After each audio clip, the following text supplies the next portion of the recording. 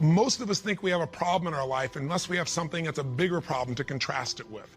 And when you see this story and you walk through their exact life experience of the course of these 2 years, the year that we work with them is 30 days, but you see the course of what's happened to them by finding out what's happened a year later, you begin to understand that it doesn't matter what happens in your life, you are more than any moment. There's no challenge you can't face and overcome. The events of our lives don't control our lives, our decisions do. And so I figured if we could take a couple that has faced this big a challenge and be able to break through, then you could look whatever's in your life and make it happen. It's kind of like, if I wanted to show you that if you could face your biggest fear, your smaller fears kind of drop aside. It's like, what's your biggest fear? Today, one of the biggest fears so many people in North America and around the world, the Western world, are facing is losing their job. It's a horrific possibility. It has impact on your family, your psychology, your emotion, so many things, your choices. But the truth of the matter is, what's a problem? Losing your job is a massive problem until you find yourself in a position where you lose all your savings. What it took you maybe 10 years of working to get. Then what's a problem after losing your savings? That's not a problem anymore when all of a sudden you lose your leg or an arm or something horrific happens to one of your children. That's not a problem when someone tells you all of a sudden that you have terminal cancer. And I've had those moments where somebody says you've got that tumor in your brain and we don't know what it means. Those moments take your other problems and make them disappear. And you know what's interesting? When you ask most people in North America, what's the greatest thing that could ever happen to you? Give them 10 seconds. It's been done over and over again. First 10 seconds, what comes to your mind? What's the best thing that could ever happen in your life? The majority of people in North America say what? Can you guess? Winning the lottery. And many of them say winning a $100 million lottery, $200 million lottery. That's what's going to make their quality of life extraordinary. But when you do the studies, and there have been many done over the last 15 or 20 years on people that win these giant lotteries, what are their lives like 2 years later, 3 years later, 5 years later? Is the quality of their life extraordinary? Rarely, if ever. Because what's happened is they haven't grown. Life gives us these events, these, quote, horrific events, because there's an area of our life that has to grow. If you were to ask me, Tony, out of all the millions of people you've worked with, if someone really wants to feel alive, they want joy, they want happiness, they don't just want money or things or just even respect. They want to feel a sense that life is meaningful and alive. What does it take? I tell you one word: progress. When you're making progress in your life, it doesn't matter where it is, you're going to feel more alive. If you're overweight, but you get yourself today and you say, you know what, I'm stepping into gear. I'm just putting these darn shoes on. I'm not waiting for the perfect, person to come by and coach me. I'll get that too. But right now, I'm just going for a walk, or I'm going to go for a jog, or I'm going to go lift some weights. I'm going to do something right now. And you get yourself into gear, and you do that for a few days in a row. Even if you haven't lost the 10, 20, or 30 pounds yet, you're going to start feeling better immediately because you have the power of momentum and you're making progress. Progress equals growth. Growth equals feeling alive. We grow or we die. So what's the worst thing that could ever happen in your life? Same survey, asked the people in North America, 10 seconds to come up with the answer. Number one answer: to become a quadriplegic. That's why I made the show. Because the idea that I could be in a position where I'd be alive, but I couldn't physically feed myself, take care of myself, that I'd be completely immobilized, for most people, that's the scariest thought of all. To them, that's the worst possible fear.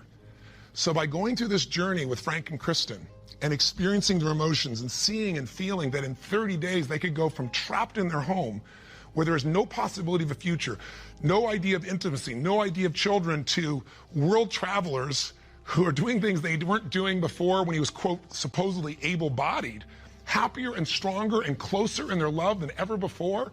And you know it's real, and you see the results a year later as we do the follow-ups, and you haven't seen the follow-ups, be sure to see that and hear about the story of what's happened with them. When you get that experience, it affects you, because it isn't somebody verbally telling you a story. It's something you kind of went through. So the idea here is, I'm sure you have some other fears outside the one we just came up with. Whatever you're afraid of, the job, the loss of relationship, trust me, it's small. If you'll face a bigger fear, that little fear will start to be handled pretty easily. That's why when all of us go through in our lives extreme stress, we're all going to go through it. You're going to have a home burned down, or something's going to happen to somebody you love, or someone's going to pass before you're prepared for it, which is almost always. Or you're going to find yourself in a financial situation that feels like you can't turn it around. Or you might feel like personal character assassination, or maybe you get mugged, or maybe you get a terminal disease. We all will face multiple times in our life extreme stress. The difference in people's lives is not what we face, it's what we do with what we face. You can take yourself from a place where in the face of absolute total tragedy, you triumph. But it requires making some new decisions, taking some new actions, and mastering a part of yourself that can unleash all of your power and ability as a human being. That human spirit, as corny as it sounds, can be channeled in a very specific way. And if you do, the game of life changes. So I'll give you another example outside Frank and Kristen. A friend of mine who just passed recently, he's always been a deep inspiration to me. His name is Art Berg. And Art's a guy that was a young man, good-looking, strong, athletic. He lived in Utah. And he fell in love with his absolute sweetheart. She was, you know, the most popular girl, the most attractive girl. She met all the criteria of a college boy. And his buddy and he are driving across the state to go to where he's going to get married. And he falls asleep in the back seat while his best friend is driving. And his best friend falls asleep in the middle of the night as they're driving. My friend Art Berg woke up rather intensely on the desert floor with the car upside down, his legs trapped beneath it, and unable to feel anything. He became a quadriplegic in an instant. His friend actually was beat up, but actually survived. Now, what do you do in a situation like that? Well, the first thing most people do is they want to curse God or they want to curse their friend. It's not their fault. Most of what happens in our lives is not our fault, but what we do with it is going to determine the quality of our lives. Sometimes it is our fault, let's be honest. But lots of times, events happen. Stuff happens, or whatever word you want to replace stuff with. You know what I'm talking about. But what's different about this man is he made a different set of decisions. On that day, he said to himself, you know what? I got two choices. I can live here in the dirt and live and suffer the rest of my life in what I've lost, or I can figure out how to maximize what I have. He developed this mindset. His mindset was, before the accident, there were about probably 10,000 things I could do. After the accident, he said I could probably do 9,000 things. Before the accident, I was probably not even doing 500 of those things. I'm going to do more while I am now. And he did. He became an entrepreneur, started his own bookstore, and became very successful. He married the same childhood sweetheart because this man was so inspirational to be around. It didn't matter what he was in a chair. She loved him. He had 2 children, one of the greatest gifts of life. And he did all kinds of crazy things. He'd scuba dive. His friends would put him in a suit and tie a set of weights to him. He'd drop to the bottom. They'd drag him along the bottom. That was his idea of scuba diving. He was an incredible human being, and he lived an incredibly full life filled with joy. The worst thing ever happened to you, be a quadriplegic. The best thing, win a lottery and feel like everybody wants something from you and you didn't earn it, and there's no sense of joy and everything's about trying to hang on to what you got. What is the best thing that could happen to you? What is the worst? The worst is not to take control of the force that controls your life. And that force is human emotion. I mean, I want you to think about this and answer a question for me if you would. What really changed Frank and Kristen's quality of life? What changed them? You can see the change. You can see it even more a year later, that it's continued to happen. What made the change possible? Did you get it? Did you see it? The answer is simple. We changed the emotional pattern that was controlling their life. And you and I have emotional patterns that are controlling us right now. Whether we're aware of it consciously or not doesn't matter. It's the force that is shaping you. It's shaping your relationship. It's shaping your finances. It's shaping your career. It's shaping the amount of joy or unhappiness or suffering or excitement you have right now in this moment. But it's an invisible force most of us never take a look at. You might want to take a look at it right now through the eyes of what we did with Frank and Kristen. Now, what was the emotional pattern that was dominating them at the beginning of the show? You could feel it, couldn't you? And there was this feeling of death, that there was no future, probably the most common belief system in people in North America and now in Europe. 60% of Americans now believe that the future is going to be worse than the past for themselves and for their kids.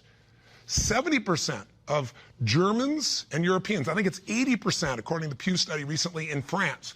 Around the world, we're starting to believe that circumstances control who we are. Don't get me wrong, circumstances play a huge impact. Events play a huge impact on your life, but they're not the ultimate determining factor. The force of human spirit or emotion is it. With the right emotion, you can unleash things you could never dream of. And I know you know this is true. So take a look, let's analyze. Where do these two live after the accident? Well, where would you live if you were Kristen? I mean, you've lost your future, supposedly. There's no intimacy. There's no chance of children. You've become the full-time nurse to your husband who you love, but now you're changing his catheter every few hours. You're afraid to leave the house because you're afraid, what if he falls over? He may stop breathing. I mean, there's no life. So she goes from the emotions of feeling depressed, for the life she's lost, to feeling angry. I call it a crazy 8. We get tired of feeling sad, and then we'll get angry for a while, and then we beat ourselves up for being angry at ourselves or God or our partner, and then we get all depressed again. It's a common pattern. You don't have to have something like their event happen in your life to get stuck in a crazy 8. But interestingly enough, she's living in that place, and now what's Frank doing? Frank wants to help his wife, but he's got a limitation we got to break through. He's got a belief. All breakthroughs start with a change in your beliefs. Because once you believe how something is, that means you're certain that's how it is. If you're certain it can't change, you're right, it can't. I can't convince you. No one else can convince you. And Frank's thinking, I'm helpless, and I've harmed my wife.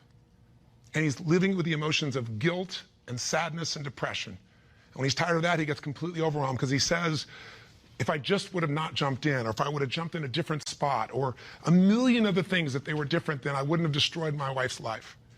Instead of saying, my wife needs me right now, and I don't give a damn if I'm trapped physically in this chair, my soul, my spirit's going to reach her.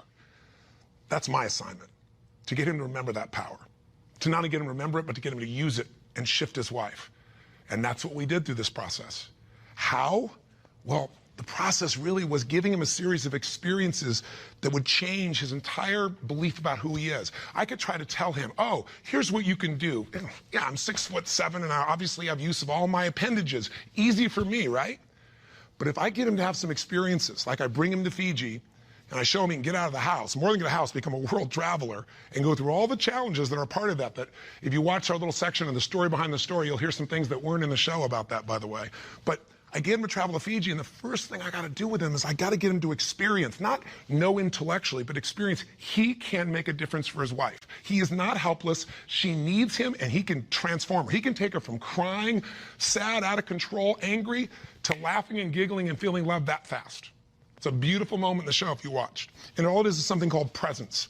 Something if you're not clear about, do some homework, follow up with us or someone else, figure out how to create that, because that's what changes relationships. Presence. It works. And Frank starts to understand, not verbally, but by his own experience, hey, I don't have to live in that sadness or that feeling of being unworthy or that feeling of being overwhelmed. I can matter. I can matter to her. I don't have to be the person she just takes care of. It was a huge shift in the experience. And I'm giving you Frank's example because it relates to yours. Maybe you have different emotions, but don't we all get to points where we feel like we don't matter or we can't change something? We're stuck, and it's our belief. Great way to break that belief, get yourself another experience. That's what I do with people in seminars. That's what I do in any coaching process. Change it. What do we do after that? We take him through the experience of facing his fears, and we get him to do the skydive together with his lady. And he feels total freedom for the first time since the accident. You get freedom when you face your fear. Not just face it, but you push through it. I get him to face separation from his lady for 10 days. Get him to be in a room with Olympic athletes who couldn't move across the room. He couldn't move across the room, but now they're incredible, and he feels like he's not enough, and he has to push through that. Show him how to get back his dream, drive his truck, get in that thing and drive 100 miles an hour, even though all you got is your elbows to drive the darn thing, and I'm on the other seat. Pretty cool thing. So it was a stacking of these experiences that got Frank to own himself in a new way, to build a new identity, a new set of emotional patterns. So here are the steps, and this is what you want to do. What did I do with him? I did 4 things. That's all I really did at its core. Number 1, for both of them, for Frank and Kristen to transform, I identified where do they live emotionally. That's what you got to do. Where do they live emotionally? Well, we just described where they live. Depression, anger on one side, feeling guilty, feeling overwhelmed, feeling sad on the other. There's no way they can change their life with that as the emotional fuel to get you to take action. You're not going to take action. There's not enough intensity to get you to get through the obstacles or the tragedies or the challenges. Once you see what the pattern is and you tell yourself the truth, this is where I'm living, step 2 I did with them, is I identified what's the antidote. So if fear is what's controlling things right now, we need an antidote called courage. Now, courage doesn't mean that you're not scared. Courage just simply means that you're scared to death, but you do it anyway. It's an emotional muscle. It doesn't feel good. You just exercise it. That's what courage is. I mean, everybody you know has different emotional patterns. And it may be hard to see it in yourself, but I bet you know in other people. I mean, come on. Don't you know somebody who lives every day and they're angry all the time, or they're pissed off, or they're frustrated, or they're worried all the time? I mean, haven't you met people at different times who, don't you know somebody that's always kind of playful or crazy or cracking jokes? Better yet, do you know somebody who's not really funny, but they think they are? And they tell a stupid joke and everything else. It's not even funny, but they crack themselves up so much that you find yourself cracking up, right? I mean, people have patterns. The question is, what's yours? See, if you can identify the patterns in other people, you can start to see them in yourself as well. And you know what we all do? We all find a way to try to get what I call home. Home is, I noticed after 9/11, I'm with 2,000 plus people from, I think it was 45 countries. I was in Hawaii. The accidents happened, the tragedy happened, the attacks happened, and we got the information at 3 o'clock in the morning in Hawaii, and we had 100 plus people, 200 people that were from New York, many of which worked and had offices and friends in the towers, and all their friends died or their whole company disappeared. And I had to bring these people in from all these countries with different religions, different backgrounds, different belief systems. Some people were celebrating. Other people were crying and saying it was the end times. It was unbelievable. I noticed all this emotion around me. And the biggest thing to put them all together is I had to say, what's really going on here? And I noticed angry people got angry. Sad people got sad. Guilty people, a nurse, she was guilty. She wasn't there helping people, but she's always guilty. The angry lady is always angry. We all have a home. Many of the people didn't live in the United States, didn't know anyone in New York City, and they were yet angry, guilty, or sad. Why? They weren't angry, guilty, or sad about the 3,000 people a day that die of cancer and heart disease. They're all mothers, fathers, children. I pointed out that day. You can't be convenient with your compassion, and yet most of us are. We're unaware that we use events as a trigger to get home, back to the patterns we know, even if it's uncomfortable. So if you identify where you live, emotionally, the patterns that are limiting you, the second piece is find the antidote. Courage can replace fear. If you're feeling this unbelievable feeling of overwhelm, you need love or support. And not just go get it, go give it. See, finding that antidote starts to change the game. And then after you identify it, you find the antidote. Number 3 is you got to practice that emotion. I know that sounds weird. I'll explain what I mean in a moment. But you got to do that emotion enough consciously that you can go from frustrated or depressed to determined. And you know how to shift that gear, and it's not fake, it's not some pump up, it's real. And it changes your life when you can do that like that. And it's a biochemical change. It's not some I'm happy, positive thinking BS. That's not what I teach. I'm not here to tell you go to your garden and chant there's no weeds. I'm here to say there's the weed, go pull it out. But you're not going to pull it out without determination, without passion, without commitment. Am I making sense? So if you know the pattern, if you find the antidote, if you practice it enough, and then the final step, you condition it. You practice enough that you can just automatically go into it, that's when your life changes. So what are you going to do as your assignment for this week to take this little 10-minute rant I'm giving you and convert it into a massive, measurable increase in the quality of your life? I can't do that for you. You can do it for yourself if you do what I tell you. Here's what you're going to do. Step 1, and this will be on the web as well. Step 1, you got to identify where you live. So where do you live? Where do you live emotionally? You personally, just like we did with Frank and Kristen. There are thousands of emotions. There's 4,000 words in the English language, I should say, for different individual emotions. I did the research on it years ago. I'm gonna have you take out a piece of paper, pen, take out your notebook, computer, get a page. On one side, one column, write all the emotions that you experience at least once a week that empower you in some way. Love, passion, excitement, creativity, whatever it is. Peace, determination, I don't know, what are yours? I want you to write the emotions, though, you don't experience once in a while. The ones you experience at least once a week in a powerful way and really feel it. Not an emotion you feel once every blue moon.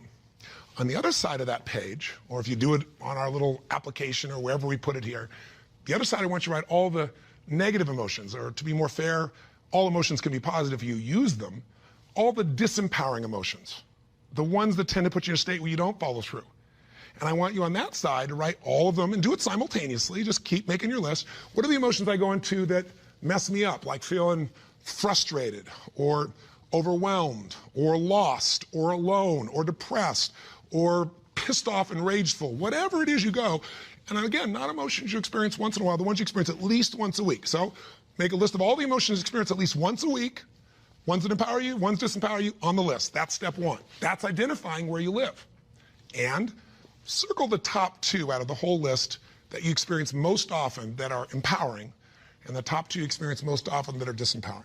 That'll be step 1. Now, I'm trying to explain it to you here. It'll be right in front of you as well, so if you forget what I'm saying, it's going to be on the little checklist. But I want you to know what I mean. Step 2, let's identify the solution. So you look at your list, and you see on the disempowering list, I got sadness and depression, or I got feeling lonely, or I've got feeling rage and anger, or I got feeling fear. What emotional state would you like to feel in that situation that would change your life? If it's fear, maybe it's courage. Again, courage doesn't mean it's easy, doesn't mean you feel, confident. It just means you're going to do it anyway. Maybe it's determination. Maybe instead of feeling alone, you feel loving and you go give to somebody else. What's the antidote? What's an emotional pattern that if you live that, it would change the game? Is it faith? Is it passion? Is it courage? Is it playfulness? You're taking things just too damn seriously. You've forgotten perspective. Go watch the show again. See if you really have a problem. See if your problems are as challenging as the people you just saw who transformed their tragedy into something tremendous, something beautiful, something magnificent, something meaningful, something that can even help other people that are watching. That's the beauty. So that's the second step. What's the antidote? Come up with your antidote emotion. Step 3 is you got to practice that emotion. Now, I know that sounds silly, stupid, kind of weird.